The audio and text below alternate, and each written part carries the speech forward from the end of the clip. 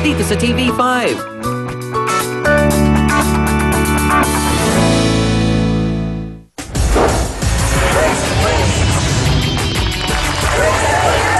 So ano ang nangyari last year, Marmar? Nagkaroon po kami bali ng inuman sa may Baanting Lote. Okay. Ngayon siya mga ilang tagay po, mga 3 yata 2. Then yung pa-biro-biro, nagkaroon nga po kami ng one night stand. Nauwa nga po siya, isang gabi lang, tapos nun wala na po. Hindi na po na. Pero walang naging relasyon, wala talagang, walang anibersaryo, nagkaanuhan lang dahil sa dala ng alak. Anong buwan yun, last year? October po yun, October 13 nung yata 15, gawa nung magsasahod nun eh. October. Doktora, do the mathematics. Siya kasi October, tapos sabi mo 7 months na yung anak mo. So, isipin nyo na, after na ng panganganak yun. Bilangin nyo din naman, kawawa naman yung bata. So, ibig sabihin, alam mo, Len, sa sarili mo, nakakapanganak mo lang nun. Wala po, hindi po.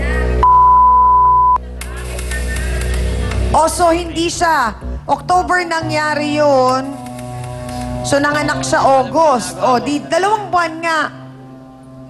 Panganak niya pa lang. May bata na nun, so hindi pwedeng siya yung tatay, may bata na eh. So hindi pwedeng siya ang ama, Chacha. Wala po yata siyang sa sarili to eh. So mali. Ano ba, Len? Hindi po totoo yun. Pero ang sinasabi niya, hindi totoo. So, paanong nangyaring nagkaganon? Ariel, huwag mong sasaktan ang asawa mo. Parang gusto ko patay. Aminin mo ba o hindi? Ariel? Sa inyo, wala. Ariel, siguro nga marahil hindi talaga totoo ang sinasabi ni Kuya Marmar. Pero paanong nangyari ang mga nangyari? Sa unang pagkakataon po, narinig niya backstage ang sinabi ni Kuya Mar at wala po siyang kaalam-alam sa lahat ng mga nangyari. Narito po ang sinasabing karelasyon naman ni Kuya Marmar na si Aling Presi Justimbante. Pasok!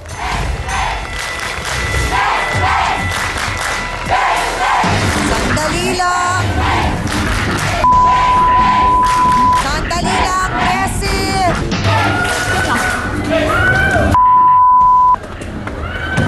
Sandali lang! Bakit? Ano nangyayari? Asawa ko po, Chang. Oo nga, Mar. Wala pong alam yan, dito niya lang nalaman eh. Takot? Dio. Kapal na mukha mo?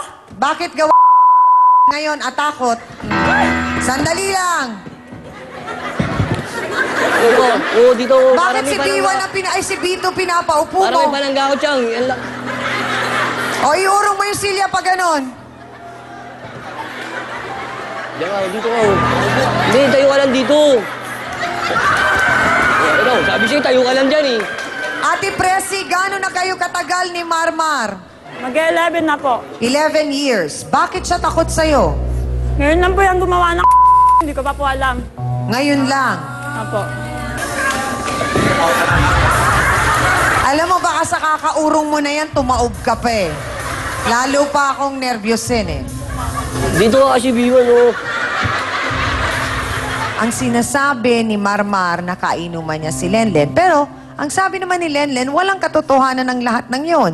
So baka naman lasing ka lang at feeling mo lang nangyari yon, Kuya Mar, pero wala naman talaga. Hindi, meron po. Wala naman po ako mapapala o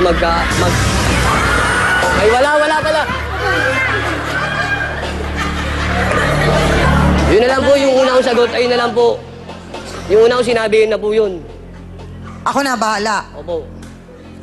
Wala kang natunugan, naramdaman na kakaiba, Presi, sa ikinikilos nitong si Marmar? Wala po. Hindi mo, minsan, hindi ka kinutuban na may ginagawang milagro? Wala po. Pero yung si Lenlen, nakikita-kita mo lang. Po, nakikita ko lang po. Sabi niya, wala naman daw katotohanan, hindi totoo. Baka natatakot lang din. Bakit? Baka natatakot umamin. Takot ka ba, Len? Kilala niya kasi ugali ko, Chang, eh. Oh. Kala ko pa naman kaibigan ka. Awang-awa ako sa inyo, sakali kayo natutulog. Ang hindi ko maunawaan at hindi ko rin malaman kung paano ko tatanungin ay kung bakit laging nachichismis si Lenlen Chismosa kasi, lahat Na ng tao may- doon, pinapakialaman niya. na may iba Lahat ng siyang makita lalaki bukod kay Ariel. Alam mo sa sarili mo, Len, kung ano ang totoo. Maaring maloko mo kami, maaring makapagsinungaling ka sa aming lahat dito, pero pinakamasakit sa lahat ay ang maloko mo ang sarili mo. So bakit mo lolokohin ang sarili mo pang habang buhay? Len, naunawaan namin mahirap ang sitwasyon mo. Naunawaan namin na nahihirapan ka. Hindi man po talaga totoo yung tiyangan.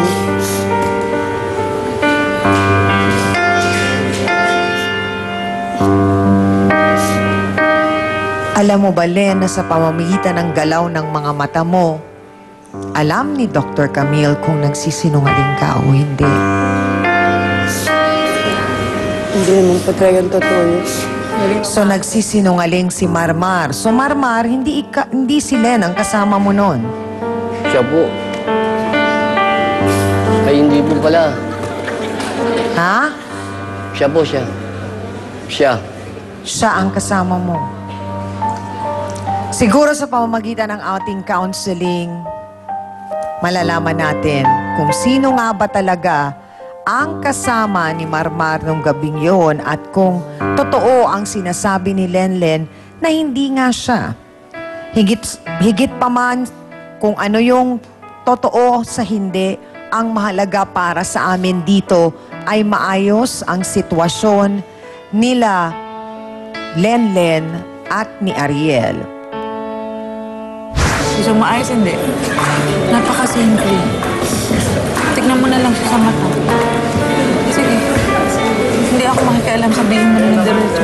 Tignan mo maigi, ikaw naman. Para ka nung wala ka naman. Sabihin mo na. Hindi naman o. Hindi naman nakagalit sa'yo. Nandito nga ako para hindi Totoo. Kaya nga, iha. Gusto na naman kapakitsang. Tapos, Hindi namin nais, Ariel at Lenlen, na lalo pang madagdagan ang problema ninyo. Pero kaya nga natin to pinag-uusapan para maging bukas ang mga isipan ninyo at puso ninyo na pwede pang baguhin ang lahat ng mga naging atraso nyo sa bawat isa. May naging pagkukulang ka, Ariel, nasaktan mo rin si Lenlen, at ganon din si Lenlen sa iyo. So sana nga, yung counseling na binigay namin sa inyo, pinahalagahan ninyo at pinakinggan ninyo mabuti. May mensahe pa para sa inyo si Attorney Ben Acosta. Ang aking bibigyan din sa kasaysayan ng ating mga panauhin sa umagang ito, Tiangami, ay itong kalagayan ni Marmar at saka ni Presi. Ay talagang nakita ko na talagang nasaktan itong si Presi sapagkat sabi niya, bakit ganon? Alam mo, Presi, ito ang dapat mong tandaan, ano? Sabi nga, may kanya-kanyang kapanahunan ang lahat ng bagay. So, ang panahon na nalaman mo ngayon, ito, at dito, di ba't ito ay mapapanood ng marami? Subalit, gayon pa man, ang iyong kinakasama ay naglakas loob. At gayon din itong isang babae na kabaro mo. At nalaman ko na kahit na nalaman ngayon lang din ng kinakasama ni Len na si Ariel, yung nangyaring yon sa kinakasama mo, ay handang magpatawad si Ariel. Ikaw, kasama mo si Marmar sa loob ng 11 years. Meron kayong 4 na anak. Sabi mo, mahal mo pa naman itong si Marmar. So sana dumating din sa buhay mo na kahit ngayon ay masakit itong pangyayaring ito, na mapatawad mo siya at makapanatili ang inyong pagsasama at huwag tuluyang mawasak ang inyong pagsasama. Yun lamang.